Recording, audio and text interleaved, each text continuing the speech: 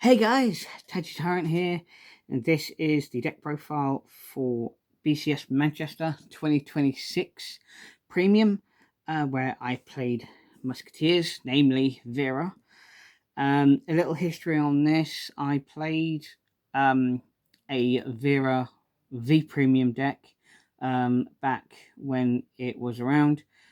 I absolutely loved the deck, loved the unit, and a friend of mine saw that I liked it, and I've always had a kind of affinity for the Musketeer um, archetype, as it were, and decided I'll build you a premium deck. They made the deck, they packaged it up with a deck box and a few accessories, and I got it for a Christmas/birthday present. This year. So this is the deck that I played, and let's get through it. Starting with Kira as the starter. And next up is for Vera. She has two really good abilities. First one being for a counterblast and a retire of two rear guards. I can put two cards from the drop zone to the bottom of my deck, check top 5, and then call 2 units out. If they're both Musketeers, she gets an extra drive check, allowing me to have triple drive without going in for a stride. And the secondary ability is if I have Saul on the rear and my opponent's Vanguard is grade 3 or greater, any trigger, any power from a trigger that goes onto Vera goes onto my entire front row. It's really good, and obviously deck is centered around her. Next up, we have for Cecilia Reverse. This is the final push, the main punch, as it were, for the deck. Her skills are absolutely brilliant. For the top is for a counterblast and a retire of 2 rear guards. I can check the top 5 and call 2 units.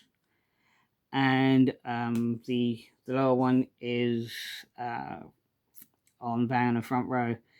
At the end of an attack with Cecilia, I can CB1 lock 2 standing rear guards and restand. But if I lock something on the front row, I can rewrite her. I will always lock something on the front row, just for the extra drive checks and an extra attack. Next up, we have to Martina. This is a unfortunate situation if I have to write her, but she still can, for a Soul Blast and a retire, check top 5 and call a unit. The main reason she's in the deck is for her secondary skill, which is for a when she's called during from the deck, she gains an extra 5k and a crit, which means she is almost always swinging for 18k, 2 crit at least, which is really good for numbers. And my final grade 3 is Racing Angel Ladder, just to give my units resist for a turn. Next up, grade 2s. Starting with the main grade 2, Saul. His ability is absolutely blinding. When it's placed, I can, for a Soul Blast and a retire, I can check the top 3, call a unit, and if it's a trigger, I can counterblast and activate that trigger's effects. This happened once in Manchester, where I rode Saul, checked top 3, and called the over trigger, and it was absolutely fantastic, just swinging in for 100 million on grade 2. That was a surprise to my opponent and a real benefit for me. It would have been good if it happened later, but I actually was able to see it just once through them. Next up, we have for Sylvia. Very simple. On place, gets a token. This gives me good chance for fodder for retiring of the other skills, and a lot of board presence. Next up is Tutor. Basically a lesser version of Saul for a counterblaster and a retire.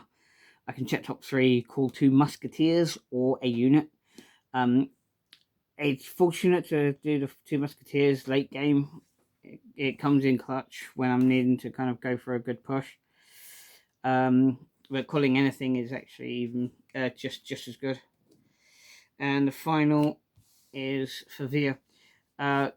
This is for protection of Cecilia against any battle phase shenanigans, because while she's on board, when something else comes out, I can give her and the unit is called plus 6k and resist, which means the rearguard Cecilia is hitting even harder, and then obviously from there I can safely reride. Next, on to the grade 1s. The one card that I'm wanting to see almost every game in my starting hand, Ruth. Because when she's placed on Van, I get a token. If my opponent's on grade 1, I get 2. Once, one of the games in Manchester, I whiffed on a grade 0 G guard, G assist. And I had to pass, took some damage, and then was able to see Ruth and was able to get the 2 tokens. Her second ability is good for keeping my damage face up, because when she's placed or something else is placed from the deck, I can retire her and get a counter charge. Next up is Maiden of Sweetberry. Really good as well. When placed, she gets a token, and if my Vanguard is grade 3 or greater, I can soul charge one. And also, she's really good on the back row, because if I've got a grade 3 Vanguard, she gets an extra 5k, so she becomes a 13k booster. And I have a Susanna. This is the last ditch effort for it's for getting counter charges. If all else has failed, or all my other options are gone, I'll call her. I can call her out and get to double counter charge, just for a couple of soul charges. It's a good option just for extra abilities. And the last one is Elementaria, because hell, it's premium. Everyone's striding, everyone has triple drive. And now on to the triggers. For Elaine, the one greatest card that I actually have for my triggers, gives me 2 counter charge when it's called by a musketeer, which is pretty much always, which helps maintain face up damage and just keeps my plays going. 4 stride crit, self-explanatory. 3 draw PGs. Bless Favor as my OT.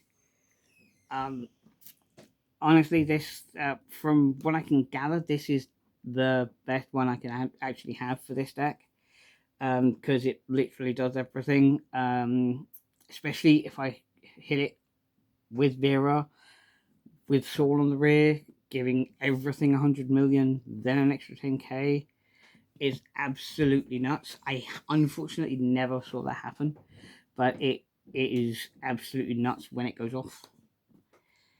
And finally, 4 Heal Guardians to round out the main. On to the G-Zone, starting with Messiah for the strides. Next up, 2 Leather Slava. A great card for maintaining hand and a little bit of board presence. For a discard, I can choose one of my rear guards and get 2 cards of the same grade to my hand. I can then call one of the 2 It doesn't trigger any place from decks because you're actually placing them from your hand, not from the deck. And the other second ability is for counterblast when she attacks. If I have two or more units, two or more rear guards with the same name, I can stand two of those units with that name. Next, the Sandrain, the main stride of this deck.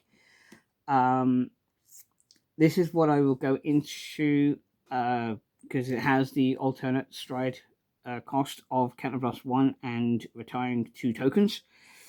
And when I do so, she gains an extra 10k and an extra crit.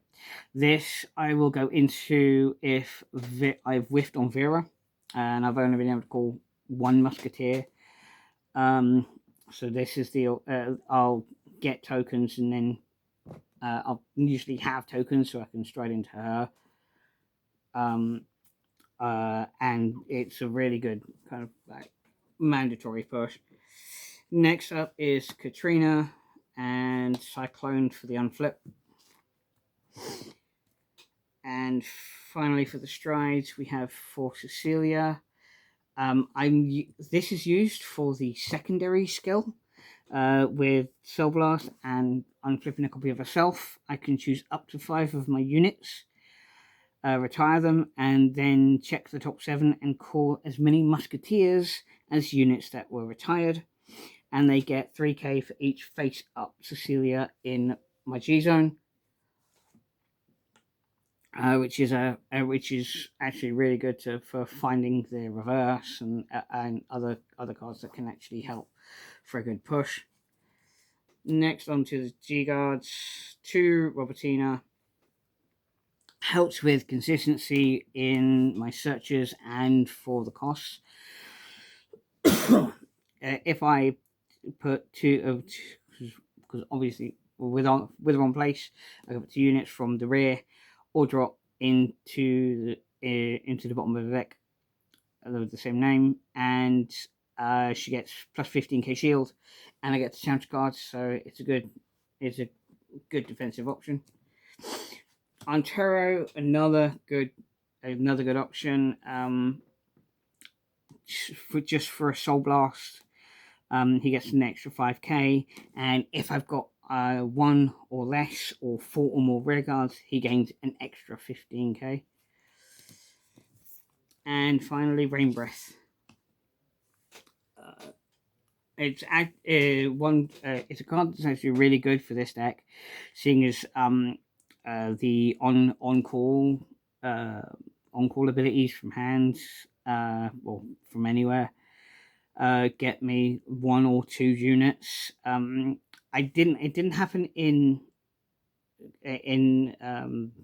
Manchester, but in playtesting, I was able to Rain Breath into a Saul and get a trigger. So and put it onto my Vanguard, which gave the whole front row an extra power, so everything was harder to hit.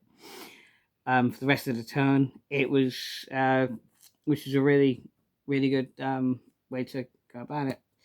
So that is the deck. If you have any comments or questions, please put it in the comments below. The deck code for this will be in the description, and thank you all for watching.